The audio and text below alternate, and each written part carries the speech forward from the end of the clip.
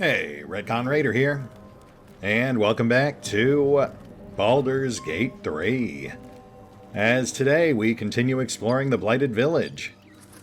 And after considering our options, I think we'll start with the Smith, which was the first building we came up near, and it looks to be fairly small, so that might leave time for something else afterwards. Might be useful. Free fish. Light on my feet. All right, let's see what we've got here. Regarding strange riders in these parts.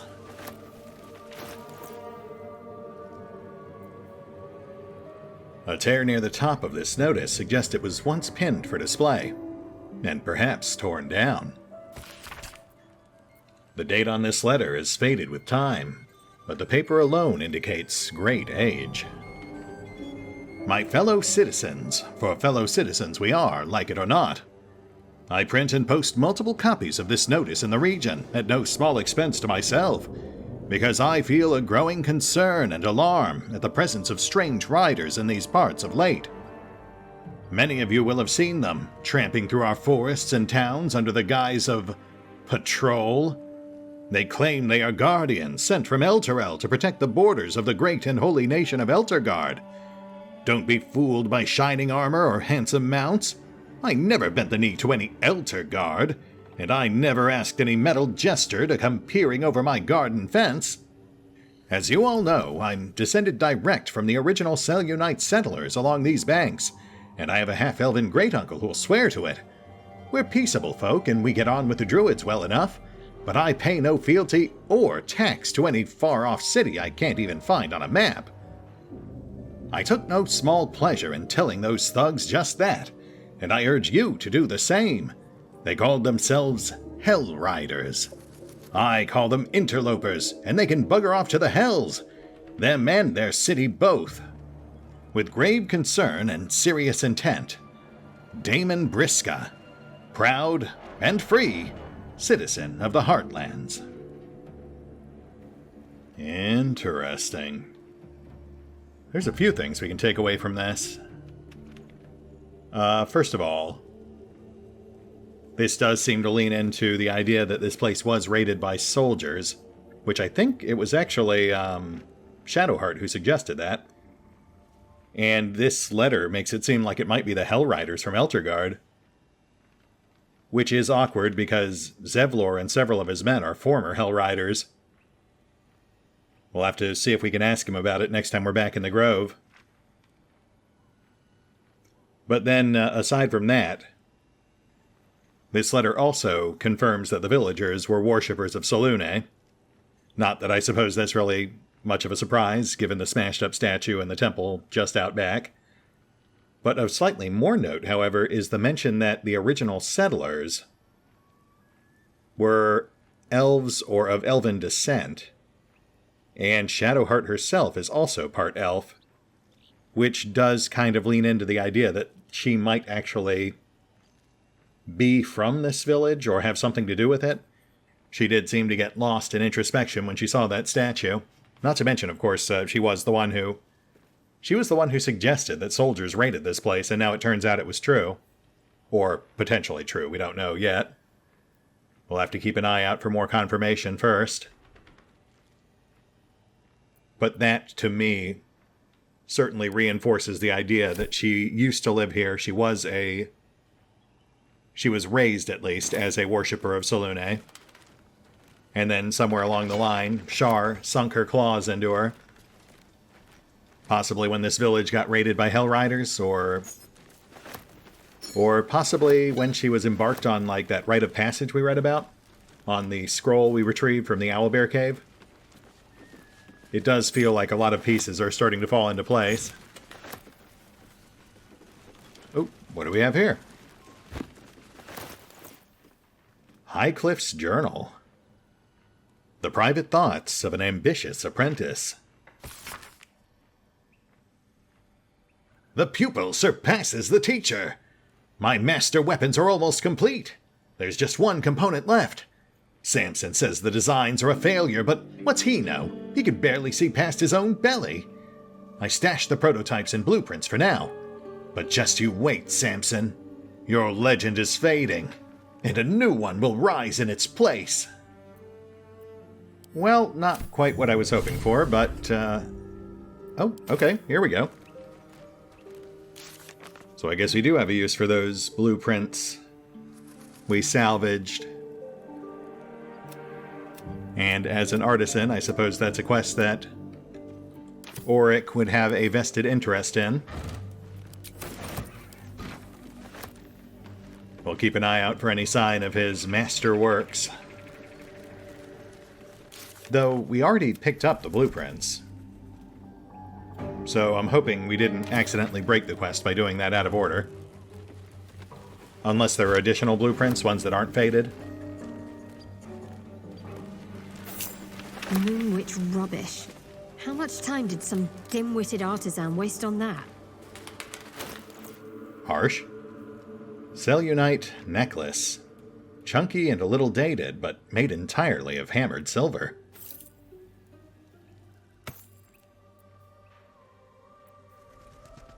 You know what? I forgot to do it last time, but let's go ahead and have a chat with Shadowheart.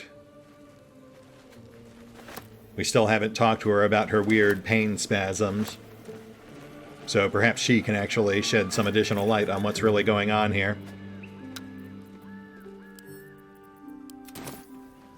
We'll just move outside first. Better lighting.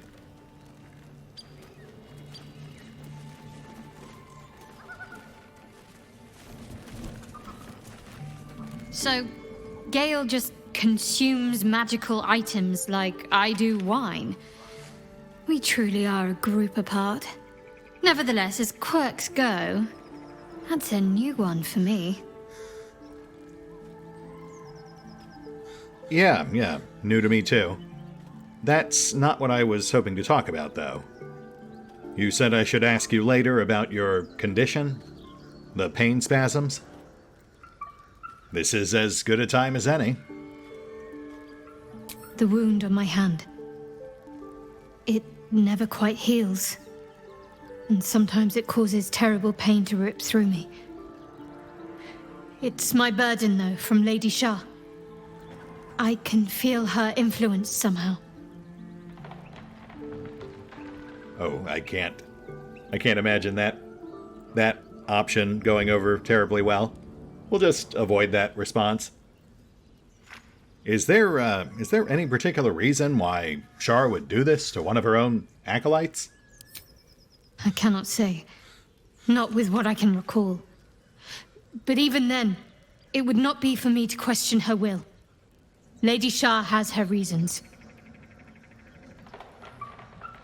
Yeah, I'll bet she does.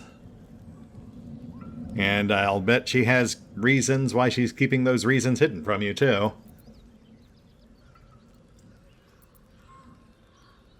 And you have no idea what sets it off. It's difficult to say. Sometimes I wonder if it's supposed to be guiding me, punishing me, testing me.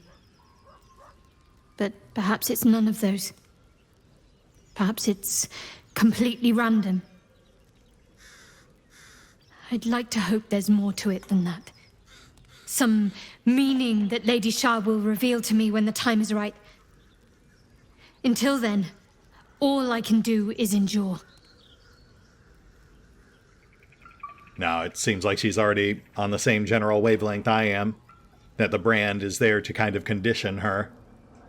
And I did go back and double check. The first time it went off was when we saved that girl from Kaga. And then the second time was when she was staring wistfully at that shattered statue of Selûne. That definitely has some pretty strong negative reinforcement vibes. It must be difficult to live with. Is there anything I can do to possibly help you? I don't think so, but you're sweet to ask. Maybe just be patient the next time you see me wince or cry out. It'll pass quickly enough. It always does.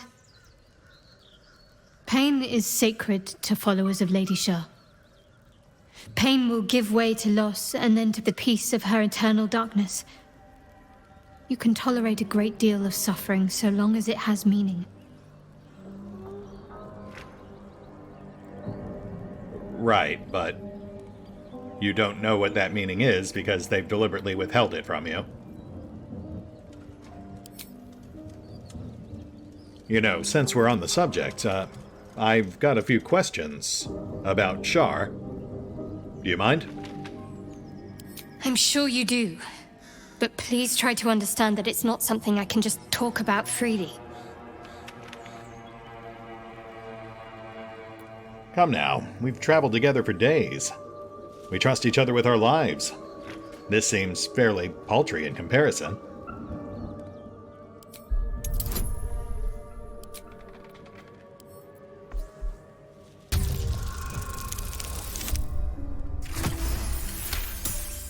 Nice. Very well. Perhaps there's potential in you. Let's see how you handle this. I am indeed a disciple of Shar, Mistress of the Night and Lady of Loss. I assume you've heard of her? Assume I haven't. Explain it to me as you would a child. My Lady Shar is the Night Singer, the patron of darkness and loss. Yes, I see. Darkness and loss. Most fear the dark, like children, because in darkness they see their fears reflected. But Shar teaches us to step beyond fear, beyond loss. In darkness, we do not hide. We act. Pain, hope, the promise of better days. All of these are heavy cloaks that bend our backs and burden our hearts. We shed those cloaks. Before Shar, we stand gloriously naked, beyond the vanities of mortals. Right. So, given all of the pain and darkness and fear involved, how does Shar actually lure people into her worship? We tear down the lies the world is drunk on. The institutions they trust, the so-called gods they worship, the lives they cling to. We destroy false idols, topple corrupt organizations, fight heretics wherever they're found. There's often suffering, death even. Many people break before they embrace Shar's truths. Okay, yeah, that fits my suspicions. Well, thank you, Shadowheart. I'll withhold judgment for now, at least until I've had time to look into a few things, but it does sound quite intriguing. Curious. Most are afraid of my lady. I think I did well by joining you. Most agreeable company. Yeah, well, when you tie your soul to a giant cosmic squid boss, it kind of puts everything else in perspective. Gods included.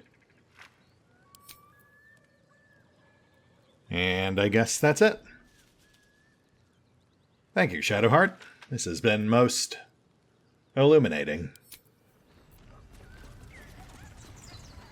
Honestly, now that more and more pieces are starting to fall into place, it almost feels too obvious. I don't remember that at all from the EA launch. Maybe it just wasn't implemented back then. Though, of course, it also does make a pretty huge difference that she's so much more open and personable in the launch build. Back in the EA series, she was very unpleasant. It made it difficult to even put up with her, let alone want to learn more about her. Oh, right, we still had a dead goblin to loot. I forgot about that one. We'll take those, and maybe someday I'll remember to actually use them.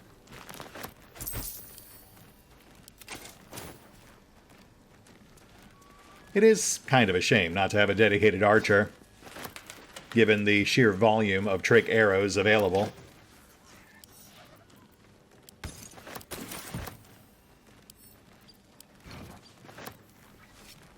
Old key. Yet another mystery key to add to our collection.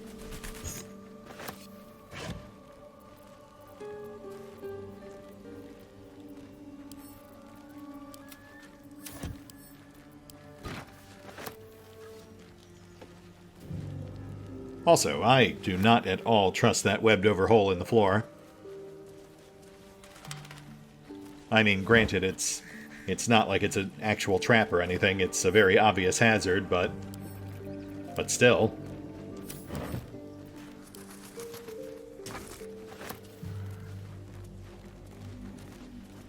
Oh, you know what? Right. That clearly leads into the room below us. Fairly sure we've got the key, though, so I don't see much advantage to blindly leaping into a pit. Actually, I don't think I even looked at that key we just picked up. Old key. Though this key is half eaten by rust, its bit remains intact. Found in an abandoned village. And then the heavy key is the one we found just outside, which has a stylized letter S on it. That must be Samson, the master blacksmith the apprentice was complaining about. Which I'm guessing is the one we used to open the door down there. But we will find out shortly. That's our next stop. Oh, you know what? I bet that's where the infernal iron is. Perhaps that's what the apprentice Highcliffe was hoping to forge his masterpiece with.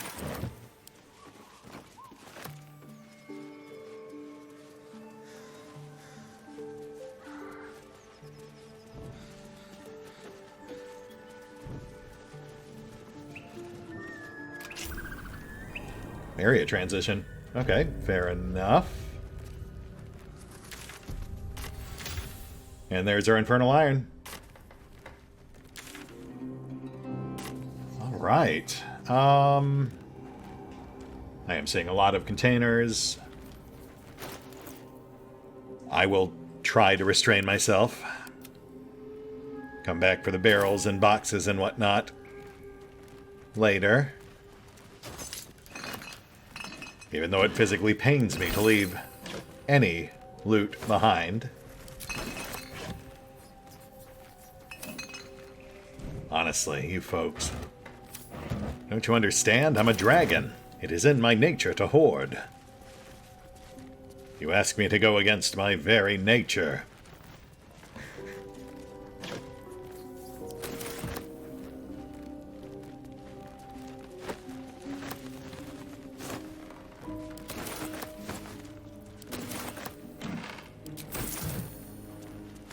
Oh, what's this? A pleasurable deal. The shocking truth. Also, a lever. Here goes nothing. Which I'm assuming is for the door?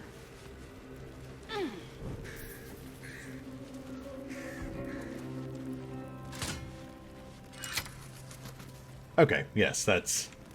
Oh, you know what? I bet that's in case the player fell down through the hole up top without picking up the key beforehand. Just sort of a failsafe to make sure the player can still get out afterwards. Always nice to get some proper leverage.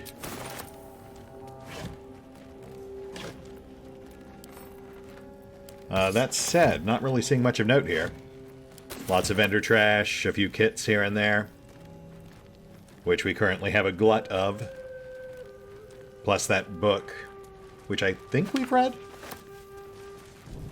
Let's give it a quick gander. Printed on cheap paper that nearly crumbles at the touch, this article promises the real story behind the work of Kingsley Harp. No, that's new. Below is a transcript of an interview with the writer and director of The Pleasurable Deal, Mr. Kingsley Harp. What was the inspiration behind this, if I may be so bold, entirely lewd piece of drama? It's about exploring the taboo, seeing who we as people really are. Yes, Robert makes a deal with a Cambion, but who wouldn't? Well, I like to think most people wouldn't. Then you don't know most people. Everyone wants something. Everyone needs something. Cambions can see it. In a way, they know us better than we know ourselves. But at the end of the play, Robert dies horribly. What does that say about what we, as you put it, need? You forget. Robert dies because he broke away from Carlisle. He didn't stay true to the deal they made. So you're encouraging people to make a pact with Hell's offspring? To give up, as Robert did, his soul? We only have one life. Why not make the most of it? So, what was your deal? I beg your pardon? In fact, this was your directorial debut, wasn't it? You couldn't even get published in the tabloid Baldur's Bash before this play came out. Did you honestly trade your soul for an erotic play? All right, we're done here. Oh, that is fantastic. I love that they did a follow-up to A Pleasurable Deal, and not just a follow-up, but an actual, like an expose on the scandals of the creator. As far as relevance goes, perhaps Highcliffe the Apprentice made a deal of his own to forge his masterpiece and surpass his master. Maybe that's what indirectly or directly led to the destruction of the village. Classic deal gone wrong scenario.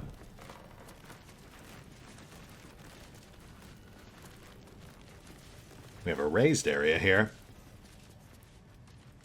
We'll definitely want to check that out, but let's stay focused on the lower areas first. We are here first and foremost for the Infernal Iron. Once we've secured that, I'll allow a slight detour or two.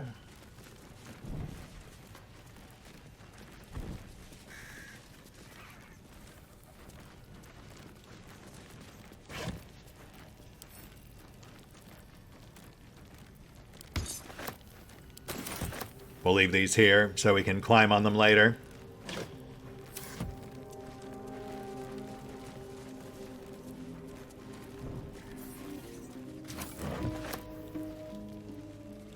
And once again, not much of note here.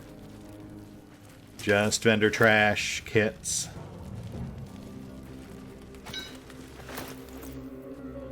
Which does make sense. Looks like our objective marker's pointing us into the next room. Actually, it's got an elevation marker on it, so it's... Oh, I see. There's a raised platform in there. Let's check it out. Ooh, book. Ah, now the Approachable East, Volume 6. Easy. This place is hungry for blood. Oh ho! And we have a trap chest. Though that is not the one that has our iron in it. Maybe that's where Highcliffe stashed his masterpiece.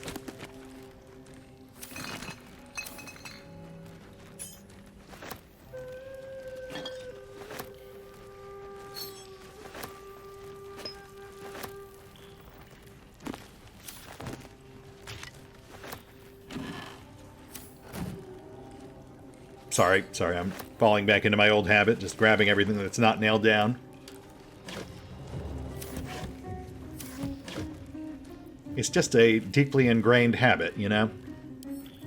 Unless its name is listed in red. I don't even think about it, it's just mine.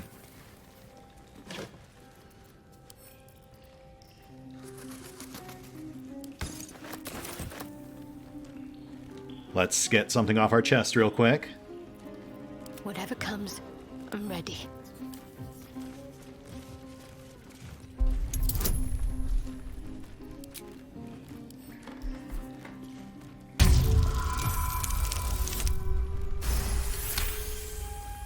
Thank you, Shadowheart. Still breathing, despite everything. Oh ho! Highcliffe's blueprints. Intricate blueprints for 3 impressive-sounding weapons.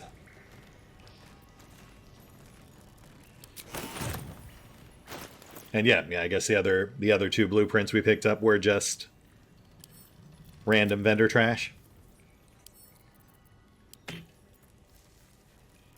We'll set the book aside for now.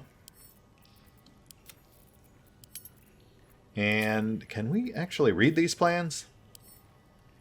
We can. Precise arcs and neatly drawn lines form the blueprints of 3 weapons: a greatsword, a sickle, and a dagger. Each length and angle is marked with exact measurements, and forging instructions are printed carefully along the bottom of the page, emphasizing an unusual ingredient: susser bark. The susser bark can only be applied to an ordinary, unmodified blade. Ah, I see. So I'll assume that susser bark is so exceedingly rare we'll only ever find one, thus forcing us to choose between one of these 3 weapon types.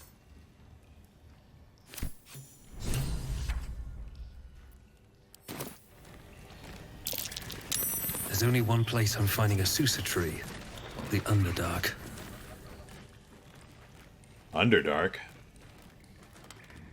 So I guess this quest goes on the back burner until Act 2 then.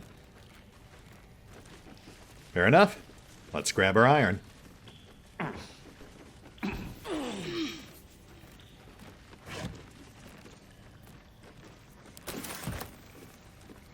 Whoa, careful there. Don't blow that up. Yeah, I'm not sure if I would have attacked that by default or not, but we definitely want to save this. We'll go ahead and toss her that axe, too. How are you doing on weight, Karlak? You okay? Eh, she's fine. Though I suppose we could stand to drop some of the non-throwing weapons.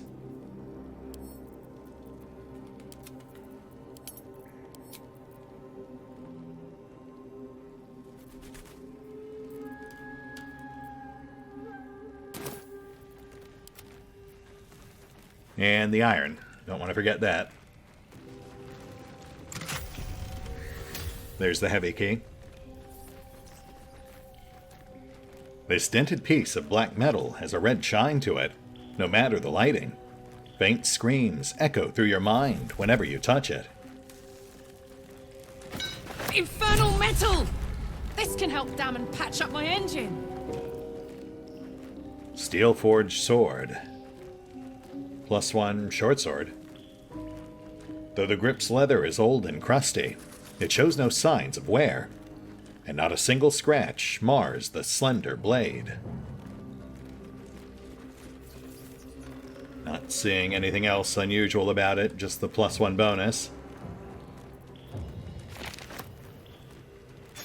And unfortunately, I don't think we've really got anyone who can make use of that. I mean, Asterion, I suppose, but A long way to go still.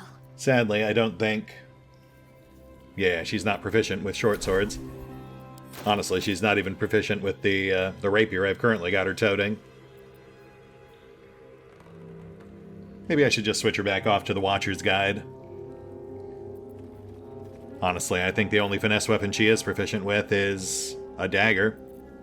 Though we could make a susser dagger. We also had a lore object. A blacksmith's brief report on an unusual metal so hot, even a forge's scorching heat couldn't melt or bend it. Specimen, metal. Hardness, 9.5, very hard. Melting point, unknown. Color, silver. Markings, red lacerations flecked with yellow dust. Source, Underdark? Notes, gift from Redacted. Faintly sulfuric odor. Forging unsuccessful. Will not melt or warp at standard temperature. Interesting. Perhaps it wasn't the apprentice who made a deal with a cambion. Forward. I bet that'll fit in my pack. Oh, Intriguing. aha! Destructible wall. Very Looks empty. intriguing. We'll investigate that once we've finished clearing the room. What's on your mind? I actually wasn't trying to talk to you, Gale. I was trying to pick up this shovel. You just decided to stand on it.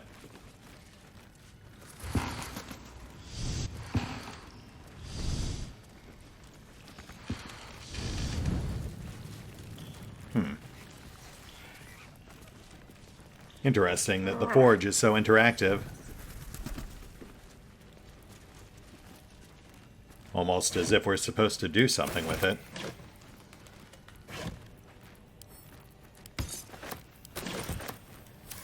Maybe we don't have to wait till Act 2 to get to the Underdark. Perhaps there is a very small offshoot or cavern or something we can access in Act 1.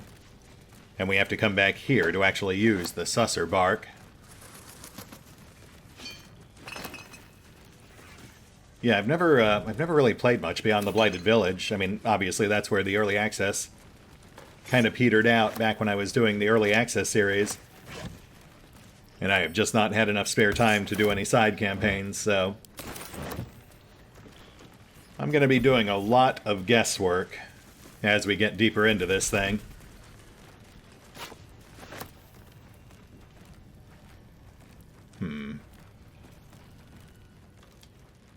Alright, so what have we got back here?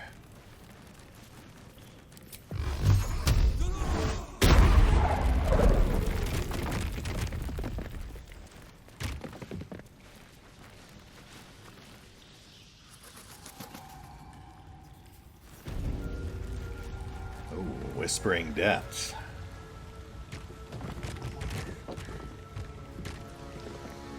Oh, wait. This looks familiar. Better be careful. Those webs carry vibrations. Yes, we have giant spiders down here.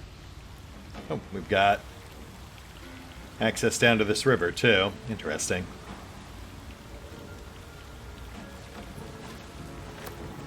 Okay, well, we got a pretty clear warning there not to walk on the webs. Else we'll alert the lurking spiders. So let's double back to that raised area. I'm assuming this also leads to the depths. Oh, yeah. Certainly looks like it. Okay, well, if we're headed into a completely different area, let's hit the pause button real quick. I'll strip down the forge. One moment.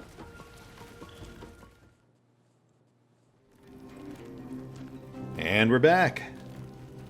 I have thoroughly scoured the forge, grabbed everything that wasn't nailed down. And yeah, nothing of note. No additional hidden goodies or sinister secrets to be had. Which just leaves this collapsed section here. So let's see what's up.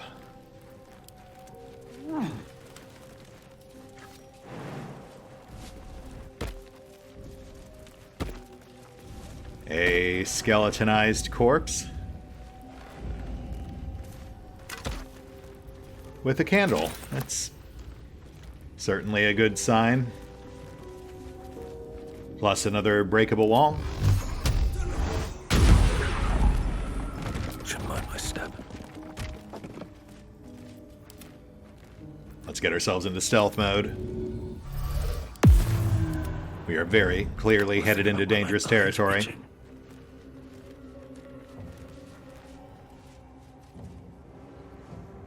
Oh, hey, that's the bottom of the well in the town square. And another skeletonized corpse. Also a great sign. Oh man, and look at this mess. Path lies before me. You know, I may have jumped the gun on that whole Hellrider theory. This would certainly be a much simpler explanation as to where all the villagers went.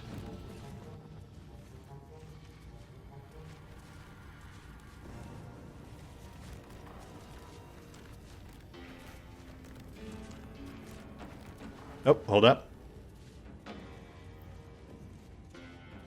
We got a critter down there. Let's continue avoiding the webs. As per our warning earlier, I imagine even touching those will immediately cost us the element of surprise. Ettercap. Yeah, you know what? I do remember this vaguely.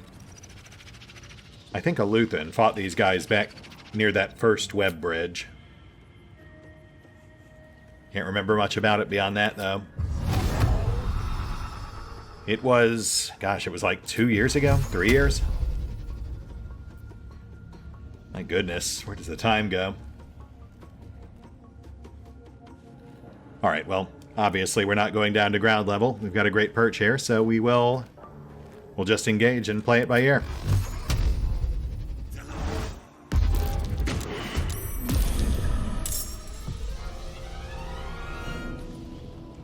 Okay, so 2 Ettercaps, 2 phase spiders. Come on, let's go. We've got surprise. Let's tag the rest of the crew in. With any luck, we can take at least one of these guys out before they get to go. Good idea, Karlak. And it's out. Fantastic. Oh, wait. I don't think we got XP for that. That's fine. We'll just keep the ball rolling for now. What comes now?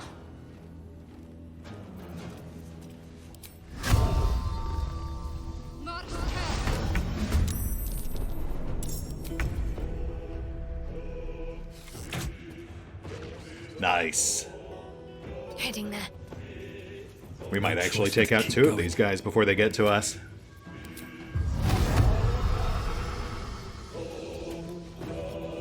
Still too far for a hex. We'll just move away from the edge. Very well. Let's get this over with.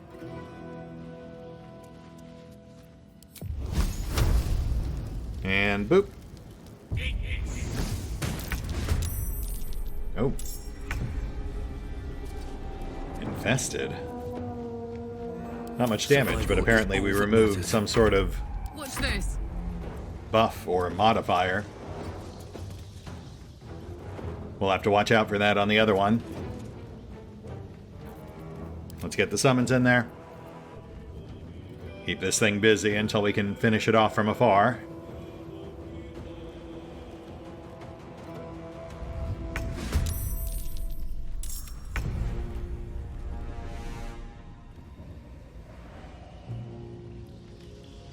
Oh, right. Other phase spider. Hopefully that goes after the summons, too. Got to concentrate.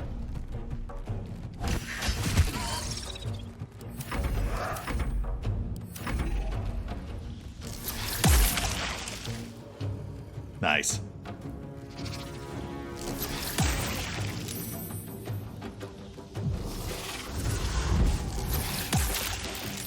Oh, wow. Whoa, whoa, whoa, what? Okay, we lost Hex. Right, okay, it spit a web on us, but as soon as it came in contact with Oryx's torch, it went up in flames. So on the bright side, we're not ensnared, but on the downside, everything else that just happened. But that's fine, we're still in it. Shouldn't have made me your enemy.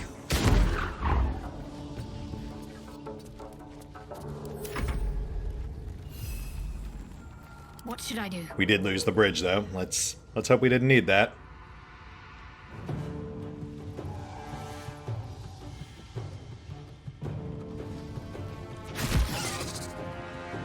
Let's cap that Ettercap. Nice. And let's get you 2 on the spider.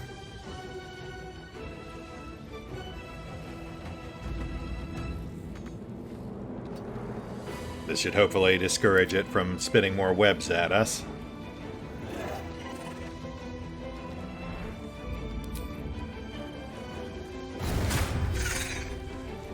Can't give up. Need to stay focused. I'm ready. And let's get you out of that fire.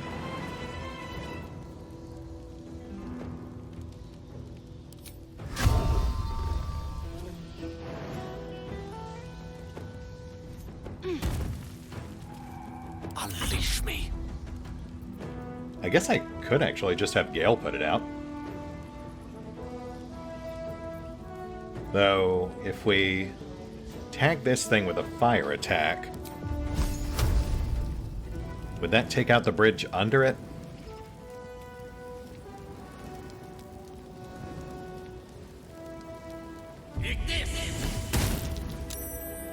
The answer is no, but still a solid hit. I'm heating up. And Karlach, of course, is unperturbed.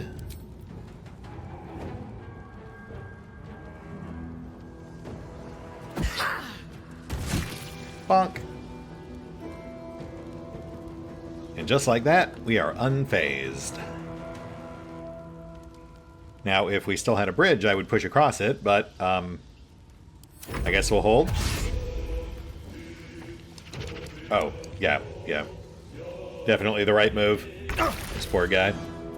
Yell, could you do something about this, please?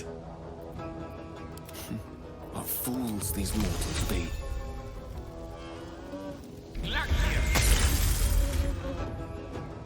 Wow. Sometimes the only way out is through.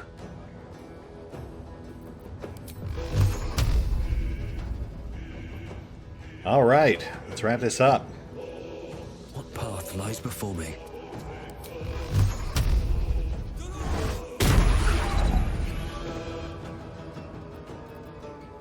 Oh, did we lose quote somewhere? I completely missed that.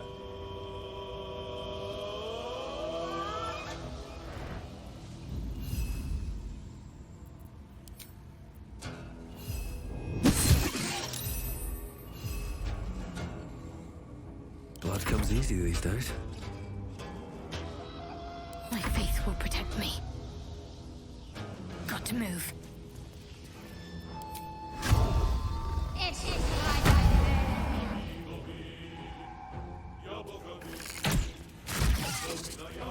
My turn.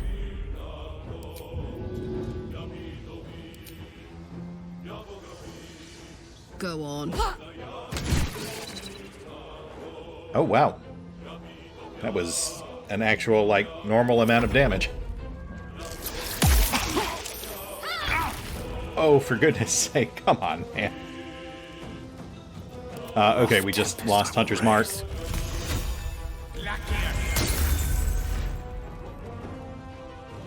Alright, well, you got your one last hit in. Good for you.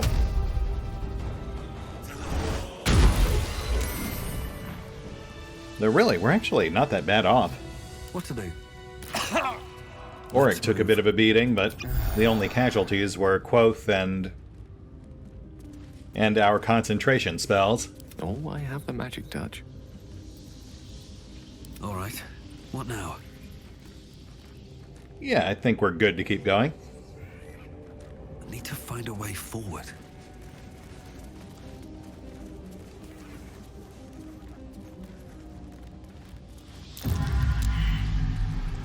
Okay.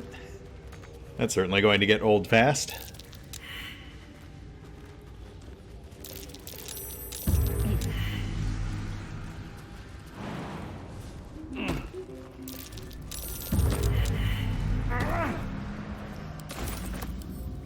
Yeah, maybe we'll just avoid the bridges where we can.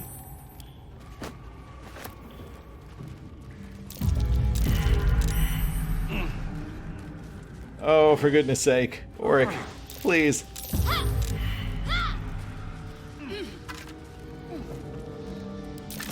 That man has 2 skulls.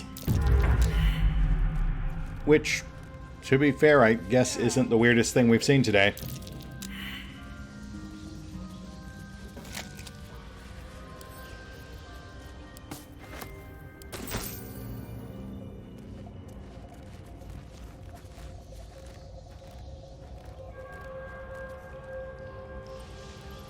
We've also got a dead gobbo over there. I guess that makes sense. And we have the apprentices pack down below, which we definitely want to check out. Maybe we'll get lucky and we'll find our susser bark in there.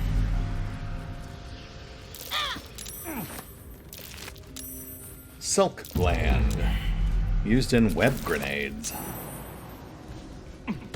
Fun.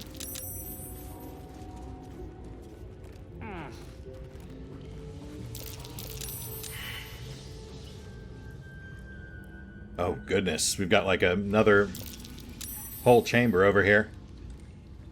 We do not have enough time for that, so we'll just sweep the lower area here. Save that other section for next time round.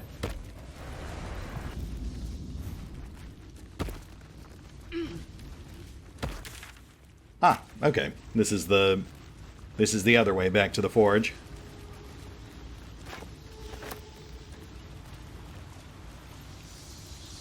Wonder if there's anything hidden down there.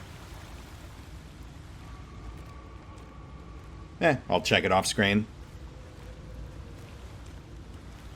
If it turns out there is anything of note down there, I'll tack it on somewhere.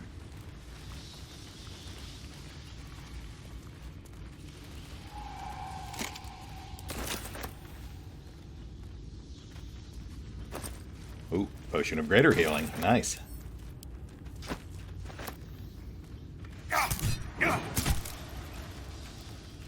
Malachite.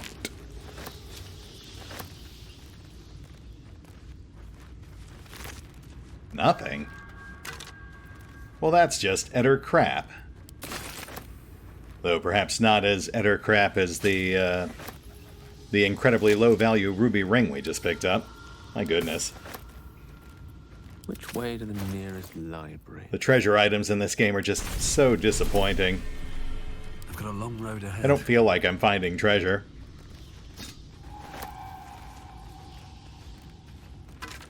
Okay, well that's certainly treasure. Spurred Band. Frantic Urgency. During combat, when the wearer starts their turn with 50% hit points or less, they gain momentum for 1 turn. Tiny barbs prick the wearer when they're injured, as if urging flight from danger. Well, that sounds like a great fit for Karlach. I could go for a good meal. Though, of course, in her case, she'll be using it to run towards danger, not away from it.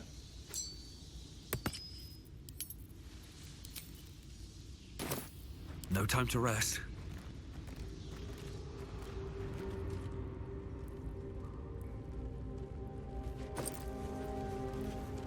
Alchemist's Fire. Nice. Apprentice's Journal. A meandering read, documenting an apprentice's flight from his homeland and struggles in his new life. 3rd of Uktar, 1371, DR. Let it be known that I left my homeland because I was bound to my master, and not because I chose to. Were it not for the oath I swore, I would still be home, serving the Zulkirs and not tending to hogpox in this crude hamlet. However, an oath is an oath, and I will serve him, as is my duty, until I am released. The early journal entries are written in a delicate, intricate script that gets rougher and wilder the more pages you turn. It ends with one hastily scrawled entry. They did it! The Dark Justiciars got the old bastard before the Zulks could. Now he's bleeding out, and once he's gone, I'll be free of this oath. I can go back. I'll return the tome of necromancy he stole. They'll forgive me then. They'll know I'm loyal. The key gem's secure in the tunnels. Once I have it, I'll slip into the cellar, take what I can carry, and then home. Oh yeah? How'd that work out for you? Not great, I take it? Though arachnid-eaten apprentices aside, I think our big takeaway here is actually this right here. This is the first mention we're hearing about Dark Justiciars coming to this village. So maybe it wasn't the Hellriders or the spiders, though clearly the spiders were also here when the village was destroyed, because that's when the apprentice ran into them. Actually, you know what? There was a mention of Dark Justiciars back in the Druid Grove on one of their carvings. Shadowheart even commented on how surprised she was that Dark Justiciars would have come to this region. I guess it does make a twisted sort of sense if the village was full of Selûne worshippers.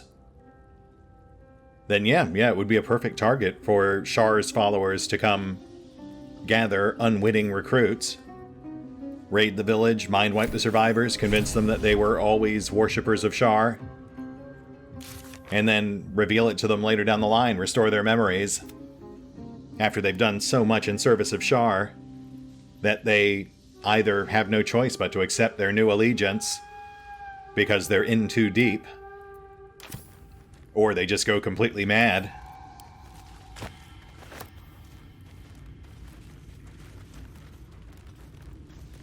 Oh, dead goblin child. Come on, man. Wonder if the gods are watching me. That is unnecessary. I'll just assume that's a fully grown goblin midget.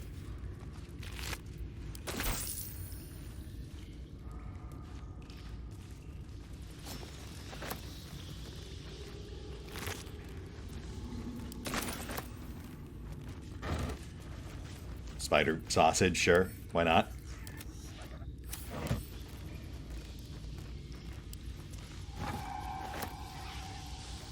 And spider eggs. Part of me feels like we should smash that, but... Wait. Shadow, jeez. What are you doing? My goodness. Could you maybe not throw yourself into a giant pile of spiders? What, did you catch a glimpse of Shar's truth or something? Sheesh.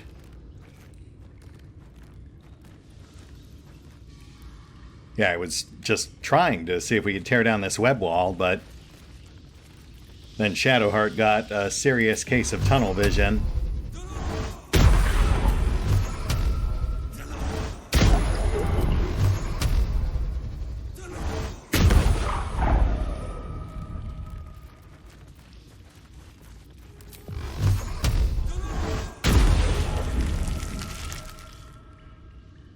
She must have been trying to circle around to the ledge on the other side.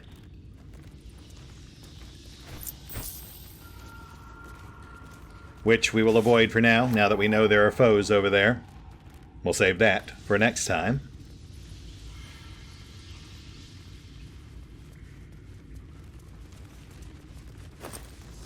Oh, nice.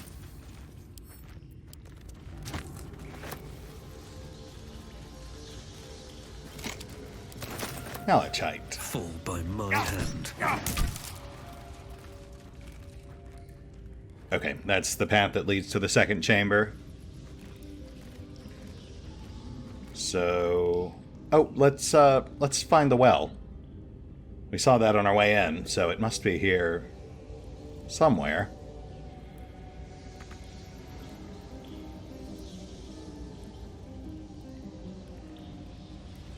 Yes, there we go.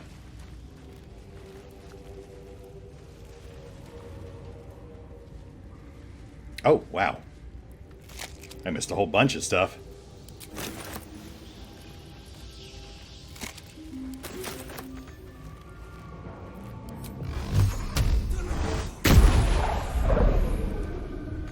Man, so this village really had it rough. Even if the Dark Justiciars hadn't done it, they still had the giant spiders beneath their village to contend with. The Hellriders. Their smith being hunted by red wizards of Thay. That's what the Zalkir are. Not to mention, of course, whatever shenanigans the smith was up to. Honestly, it really kind of almost feels like too much for a single location. This village is like 4 buildings. and yet it somehow ended up with this, like, cataclysmic cascade of random encounters. Though I suppose there could still be a good explanation for it all. I think I posited earlier that all this chaos might be the result of a deal with the devil gone wrong.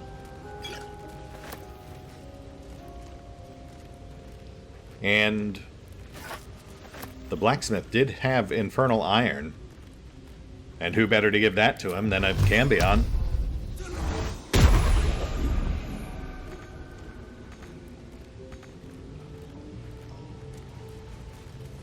You know, the more I think about it, the more it really does kind of make sense. Maybe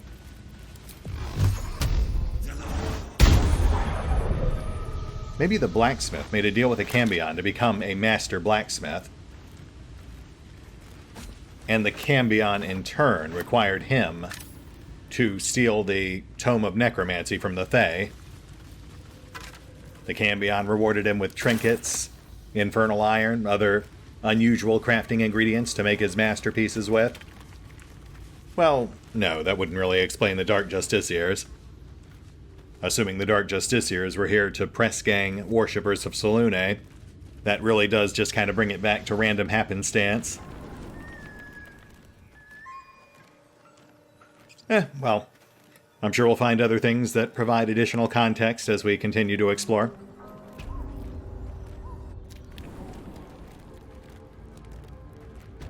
Alright, well, I feel like we've done a pretty good sweep on this lower area, at least for the first chamber. There's clearly more for us to explore, but we'll hold off on that until next time. We'll hit the pause button for now. I'll go fish up a box or two so I can grab those items that were too high for us to reach. And we will pick up here next time, as we continue exploring the world's most blighted village. We are getting a little worn down at this point, but hey, still have that ogre horn in reserve. I am just waiting for an excuse to bust that thing out. See you then.